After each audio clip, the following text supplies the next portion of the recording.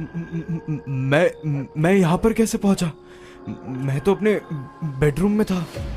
यहाँ तो कोई भी नहीं है। वो आदमी कौन बैठा है? मैं इससे पूछ लेता हूँ कि मैं कहाँ पर हूँ। अंकल, अंकल, ये जगह कौन सी है?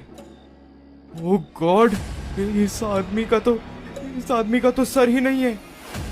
मेरा सर मुझे दे दो। कहानियां ऐसी जो आपको आपकी परछाई से भी डरने पर मजबूर कर देगी। मानसी, मानसी कहाँ हो तुम? देखो ये रही, मैं कब से बुला रही हूँ, तुम सुन ही नहीं रही हो। मानसी तो यहाँ पर नहीं है और तुम मेरी मॉम भी नहीं हो। मेरी मॉम को तो मैंने अपने हाथों से ही मारा था। ये कहानियां आपको रात भर जगाए रखेंगी और रूह कांप जाएगी। अगर मुझे मेरा सर नहीं लौटा सकते तो अपना सर दे दो। ये बनारस की घाट पर पंडित और रात को गोस्ट बस्टर। पंडित वेदांत या फिर पैरानॉर्मल एक्सपर्ट वेदा, उसे जो भी बुलाओ, है तो वो स्पेशल। हाल ही की बात है, एक हवेली थी जिसमें एक ऐसी स्पिरिट थी जिसकी रिवेंज की भूख ने हर वो हद पार कर दी थी, जिससे उस हवेली और उसके आसपास के लोग घबरा गए थे।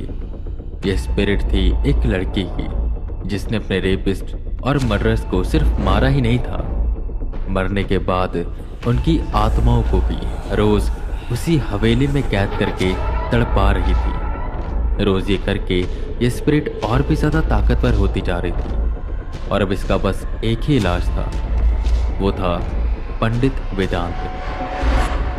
अपनी टीम के साथ पंडित वेदांत इस हवेली में पहुंच तो गए, पर उन्हें वहां जाकर इस एविल स्पिरिट और उसकी असली कहानी का पता चला, लेकिन शायद देर हो चुकी थी। पंडित वेदांत की टीम घबरा रही थी। स्पिरिट अब और ज्यादा ताकतवर हो चुकी थी और पंडित वेदांत को खुलेआम चैलेंज कर रही थी। पंडित वेदांत और उनकी टीम इस भूत का सामना करने के लिए तैयार हो रहे थे कि उनके सामने के कुएं में सब तरफ सिर्फ खून ही खून तैरने लगा।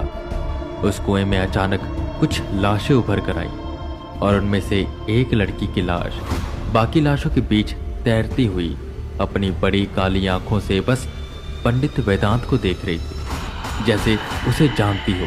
और फिर क्या होता है फिर आगे, लिसन टू पंडित वेदांत।